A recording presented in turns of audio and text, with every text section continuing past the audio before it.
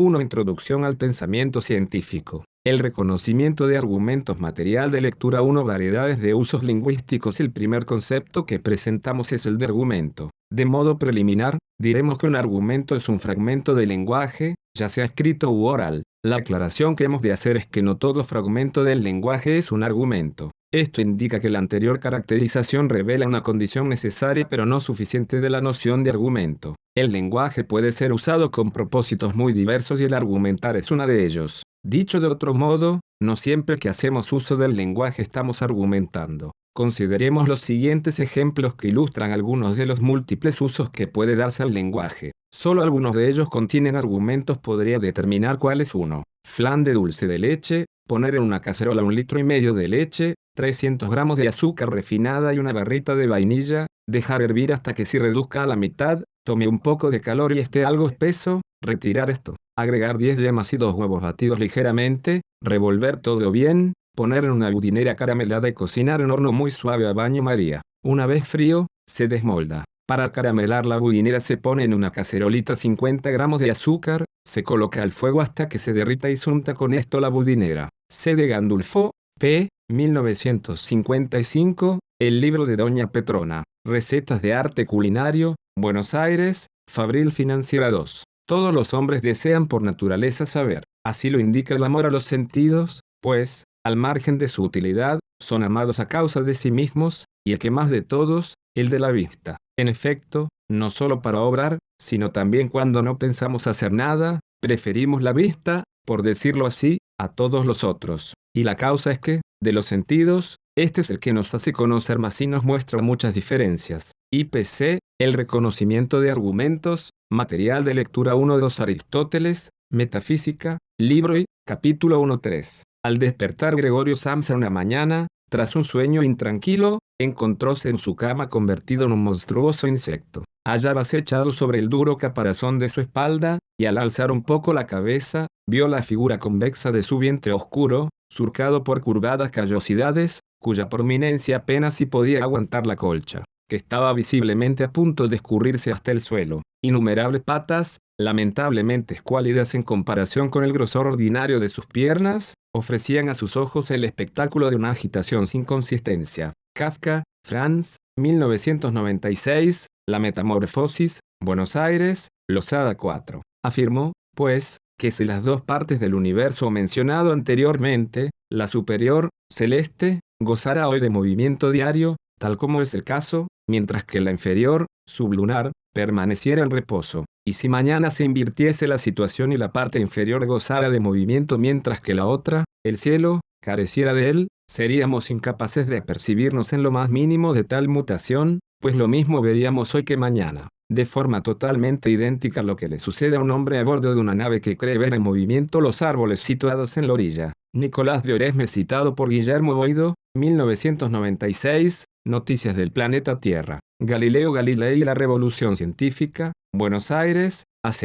Como se habrán dado cuenta, solo el fragmento de Aristóteles, 2, y el de Oresme, 4, ejemplifican un tipo de discurso argumentativo. Ello sugiere que algunas indicaciones más son necesarias para reconocer argumentos. Ya anticipamos que argumentar es una de las funciones del lenguaje, de modo que si bien un argumento es un fragmento del lenguaje ya sea escrito u oral, no todo fragmento del lenguaje es un argumento. Esto quedó ejemplificado por los casos de la receta de cocina, 1, y del fragmento de Kafka, 3. Que satisfacen el requisito de ser conjuntos de oraciones, pero tal como se ha indicado y como esperamos que el lector haya sospechado, no ejemplifican un tipo de discurso argumentativo. Como dijimos, algún requisito adicional a la noción de argumento ha de imponerse si pretendemos excluir casos como el de la receta y el de la novela. En breve, retomaremos esta tarea, pero antes es necesario indicar que, en una primera aproximación, un argumento es un conjunto de oraciones, más precisamente, un conjunto de enunciados. Nos ocuparemos, entonces, de precisar el concepto de enunciado. IPC, el reconocimiento de argumentos, material de lectura 1-3 oraciones y enunciado. Los argumentos son conjuntos de oraciones de cierto tipo, son conjuntos de enunciados. Los enunciados son oraciones que afirman o niegan que algo sea el caso 1. De este tipo de oraciones tiene sentido preguntarse si son verdaderas o falsas. Desde ya, el lenguaje se emplea de múltiples maneras y hay otros tipos de oraciones, Por ejemplo, las preguntas, los pedidos, las órdenes. En las oraciones de este tipo no se afirma ni niega nada y no cabe preguntarse por su verdad o falsedad. Si alguien nos dijera por favor, ¿me alcanzás ese libro? Poco sentido tendría preguntarse si esa oración es verdadera o falsa. Si cabe algún tipo de análisis para una oración así, no es en términos de verdad o falsedad. La posibilidad de preguntarnos por su verdad o falsedad funciona como un test para identificar aquellas oraciones que hacen afirmaciones, enunciados, y distinguirlas de las que no afirman un estado de cosas. Apliquemos dicho test a los siguientes ejemplos y tratemos de determinar cuáles de estas oraciones son enunciados. 1. ¿Cuántos planetas hay en el sistema solar? 2. Hola, mi amor. 3. Quédate, por favor. 4. Te ordeno que te quedes. 5. Te prohíbo que vayas a la fiesta. 6. Charles Darwin es el autor de El origen de las especies. 7. Solo el 28% de los puestos científicos de investigadores son ocupados por mujeres. 8. La raíz cuadrada de 4 es 2. Puede observarse que en los casos 1 a 5 no parece tener sentido preguntarse si la oración es verdadera o falsa, como se ocurre con las oraciones 6 a 8. Una evaluación del primer grupo de oraciones realizada en términos de verdad o falsedad resultaría extraña. En tanto la pregunta 1 solicita una respuesta, resultaría desconcertante sancionarla de falsa. ¿Qué sentido tendría decir que esa pregunta es falsa? Algo similar ocurre con la oración 2. Una persona podría alegrarse u ofenderse frente a ese saludo, pero si, como respuesta, alguien dijese lo que decís es verdadero, podríamos sospechar que no ha comprendido correctamente la oración. Del mismo modo, podríamos evaluar la legitimidad del pedido formulado en 3, en la orden mencionada en 4 respecto de la prohibición expresada en 5. Tal vez consideraríamos legítima tal prohibición si ella fuera formulada por la madre de un menor de edad, pero definitivamente no, si dicho enunciado apareciese en el contexto de una discusión mantenida por una pareja. De modo que, analizar las oraciones 1, 2, 3, 4 y 5 en términos de verdadero o falso no resulta atinado. En el caso de oraciones 6, 7 y 8, sí es pertinente preguntarse si son verdaderas o falsas, puesto que expresan información acerca de hechos o sucesos que puede resultar ser cierta o no. Ello confirma que estamos en presencia de oraciones que son enunciados. De ahora en más, excepto indicación contraria, cuando hablemos de oraciones nos concentraremos en uno en estudios del lenguaje. Estas oraciones suelen ser llamadas declarativas. Cabe aclarar que existen otros modos posibles de hacer afirmaciones que no involucran el empleo de oraciones declarativas, por ejemplo, a partir de preguntas retóricas, que son preguntas orientadas a expresar una afirmación más que a recibir una respuesta. Tal en el caso de comillas, no es cierto que todos defendemos la libertad. IPC, el reconocimiento de argumentos, material de lectura 1.4. Aquellas que se utilizan para afirmar algo, esto es, hablaremos de oraciones y enunciados indistintamente. La noción de enunciado es relevante porque está relacionada con la definición que dimos de argumento. Las características distintivas de los enunciados de poder ser evaluados en términos veritativos, es decir, como verdaderos o falsos, resultará crucial a la hora de evaluar argumentos. El esqueleto de los argumentos, premisas y conclusión. Señalamos que un argumento es un conjunto de enunciados, pero no todo conjunto de enunciados constituye un argumento. Consideren el siguiente fragmento. Lo que generalmente se denomina período clásico de la economía abarca más de 100 años de pensamiento económico y es casi exclusivamente británico por su orientación y sus principales aportaciones. Los 3 grandes tratados del período clásico son Inquiry into the Nature and Causes of the Wealth of Nations, 1776, de Adam Smith, 1723, 1790, On the Principles of Political Economy and Taxation, 1817, de David Ricardo, 1772, 1823, y Principles of Political Economy, 1848, de John Stuart Mill, 1806, 1873. Poco después de la publicación de la obra de Ricardo, aparecieron además algunos pequeños anticipos de la teoría neoclásica. John Stuart Mill representa el fin del período clásico. Landret, H. y Colander, D. 2006, Historia del Pensamiento Económico, Madrid, McGraw-Hill. Este fragmento está compuesto por un conjunto de oraciones que hacen afirmaciones, es decir que se trata de enunciados. De hecho, tiene sentido preguntar por la verdad o falsedad de las oraciones contenidas en el fragmento.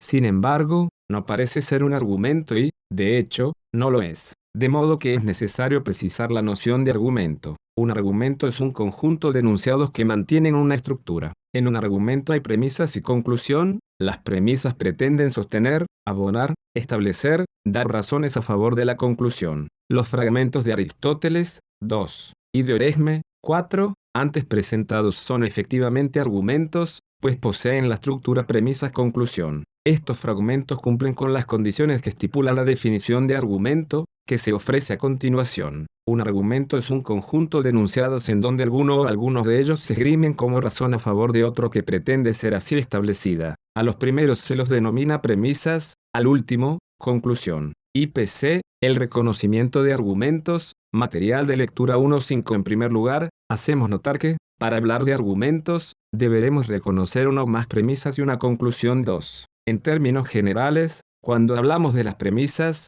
nos referimos a un conjunto de enunciados que se ofrecen como razones. Este conjunto puede incluir uno o más enunciados. La conclusión, por su parte, es una oración a favor de la cual se argumenta. Si bien esta puede ser compleja, la conclusión de cada argumento será única. 3. En segundo lugar, señalamos que un argumento puede ser formulado en un solo enunciado. Tal es el caso de Hipatia de Alejandría. Es considerada una mártir, pues fue brutalmente asesinada por una turba de cristianos por enseñar ciencia y filosofía paganas. Si bien se trata de una oración, esta formula un argumento, pues podemos reconocer allí una conclusión. Hipatia de Alejandría es considerada una mártir, como así también una premisa. Hipatia de Alejandría fue brutalmente asesinada por una turba de cristianos por enseñar ciencia y filosofía paganas. Este ejemplo se ajusta a la definición de argumento que hemos expuesto. En tanto se trata de una única oración, este enunciado surge de la combinación de enunciados más simples, en este caso, el que identificamos como premisa y el que identificamos como conclusión. En el siguiente capítulo, distinguiremos distintos tipos de enunciados y estudiaremos cómo se combinan unos con otros. El ejemplo presentado revela otra particularidad de los argumentos. Esta consiste en que, si bien al analizar argumentos se puede distinguir una estructura, su formulación no suele respetar un orden preciso. En otras palabras, la conclusión no necesariamente aparece al final del argumento, sino que puede estar al comienzo, como en el caso recién citado, o aparecer en algún otro lugar. 4. Indicadores de premisas y conclusión. En apartados anteriores, hemos hecho referencia a la vastedad de cosas que podemos hacer con el lenguaje: dar órdenes, formular pedidos, preguntas, expresar sentimientos, argumentar. Normalmente, en tanto usuarios competentes del lenguaje, logramos detectar qué está haciendo el emisor con sus palabras. Para ello contamos con ciertas pistas: el contenido de lo que se dice, el contexto en que se enuncia, los gestos de quien habla, etc. A modo de ejemplo, un hombre que se arrodilla frente a su amada, la cara de disgusto de la madre que ve a su hijo con un lápiz acercarse a la pared, un estudiante que alza su mano en una clase. Todas estas circunstancias contribuyen a interpretar, y seguramente también a anticipar, qué es lo que dirá cada uno de estos personajes. Hay también ciertas dos. Nos referimos aquí a los argumentos tal como se formulan en el lenguaje común. Algunas de las consideraciones aquí señaladas no son pertinentes en el caso de argumentos formulados en lenguajes formales. Nos ocuparemos de estos últimos en el material de lectura. La lógica formal 3. Esto requerirá de mayores precisiones, pues existen casos en que la conclusión de un argumento es compleja, pero también hay otros en que un mismo fragmento contiene más de un argumento, y, por lo tanto, más de una conclusión. En los casos que consideraremos, la conclusión de cada argumento será única. 4. Sin embargo, al reconstruir los argumentos, seguiremos un orden específico de modo de facilitar su análisis. IPC, el reconocimiento de argumentos, material de lectura 1.6. Frases o expresiones que normalmente se asocian con cada uno de estos usos, y la argumentación no es una excepción. A continuación consideraremos algunas expresiones que facilitan la tarea de detectar cuando estamos en presencia de un argumento y cuál es su estructura. Es posible distinguir aquellas que son utilizadas para indicar premisas y aquellas que se emplean para indicar la presencia de la conclusión. Indicadores de premisas, indicadores de conclusión. Dado que, puesto que, porque, pues, en primer lugar, en segundo lugar, además, se puede inferir del hecho, debido a, teniendo en cuenta que, atendiendo a, en efecto, luego, por lo tanto, por consiguiente, en consecuencia, concluyo que, podemos inferir, se sigue que, queda demostrado entonces que, lo cual prueba que, lo cual justifica. Consecuentemente, estas expresiones no son evidencia incuestionable de la existencia de un argumento. Consideremos el uso de la palabra luego en la siguiente oración. La Ley 26.743 de Identidad de Género establece el derecho a la identidad de género de las personas.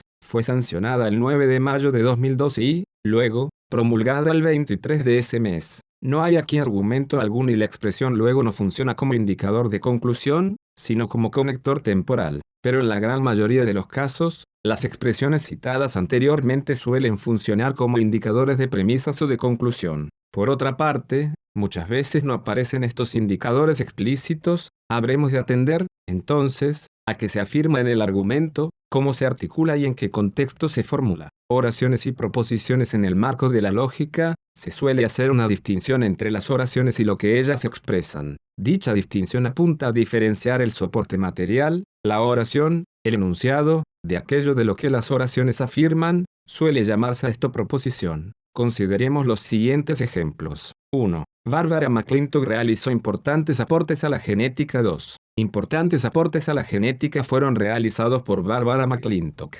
IPC, el reconocimiento de argumentos, material de lectura 1.7. ¿Qué tienen en común las dos afirmaciones? ¿En qué se diferencian? Hay al menos un sentido obvio en el que las oraciones anteriores son diferentes. La oración 1 está formada por 8 palabras, mientras que la 2, por 10. La primera comienza con la expresión Bárbara mientras que la segunda con importantes. La sucesión de palabras es diferente, por mencionar algunas diferencias. Es claro que no son la misma oración, sin embargo, parecen decir lo mismo. En términos más precisos, podemos decir que ambas tienen el mismo significado, expresan la misma proposición. Lo mismo ocurre con los siguientes enunciados. 3. Barbara McClintock made important contributions to genetics. 4. Importanti contributi alla genetica sono stati apportati da Barbara McClintock. 5. Barbara McClintock aported importantes contributions a la genetica. 6. Importantes contribuciones para genética fueron feitas por Barbara McClintock. Todas ellas son oraciones diferentes, sin embargo, la proposición expresada en todos los casos es la misma.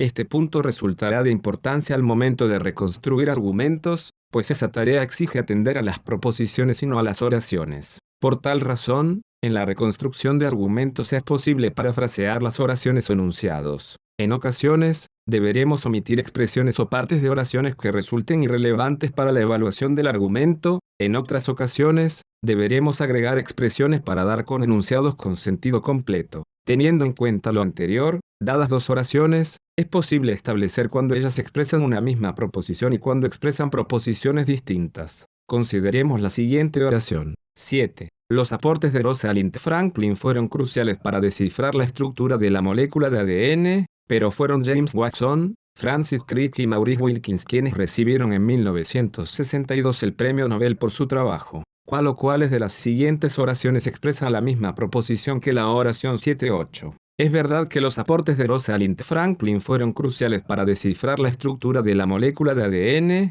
sin embargo, fueron James Watson, Francis Crick y Maurice Wilkins quienes recibieron en 1962 el premio Nobel por su trabajo. IPC, el reconocimiento de argumentos, material de lectura 189. Los aportes de Rosalind Franklin fueron cruciales para descifrar la estructura de la molécula de ADN, y junto con James Watson, Francis Crick y Maurice Wilkins recibió en 1962 el premio Nobel por su trabajo. 10. James Watson, Francis Crick y Maurice Wilkins fueron quienes recibieron en 1962 el premio Nobel y no Rosalind Franklin, aunque sus aportes resultaran cruciales para descifrar la estructura de la molécula de ADN. Como habrá notado, las oraciones 8 y 10 expresan la misma proposición que las 7, de hecho, afirman exactamente lo mismo y serán verdaderas, o falsas, en exactamente los mismos casos en que la oración 7 lo sea. No ocurre lo mismo con la oración 9. De hecho, esta oración es falsa mientras que las otras son verdaderas, pues Rosalind Franklin nunca recibió un premio Nobel por su trabajo. Uso y mención de expresiones. Antes de concluir este capítulo, presentaremos una distinción que suele hacerse entre el uso de expresiones y su mención. A modo de ejemplo, consideremos las siguientes oraciones. Marie-Sophie Germain hizo importantes contribuciones a la matemática. Marie-Sophie es un nombre compuesto. En el primer caso, la expresión Marie-Sophie está siendo usada, pues con ella nos referimos a una persona, a una entidad extralingüística, algo que está fuera del lenguaje, mientras que en el segundo caso, está siendo mencionada, pues la estamos utilizando para referirnos a la expresión misma, a la palabra María Sofía. Decimos, entonces, que una palabra o conjunto de palabras es usada cuando se la utiliza para referir a alguna entidad extralingüística, por ejemplo, para referirse a una persona, a un lugar, etc. En cambio, cuando usamos palabras o conjuntos de palabras referimos a ellas mismas, las mencionamos. Se suelen utilizar letras itálicas o comillas para indicar que una expresión está siendo mencionada.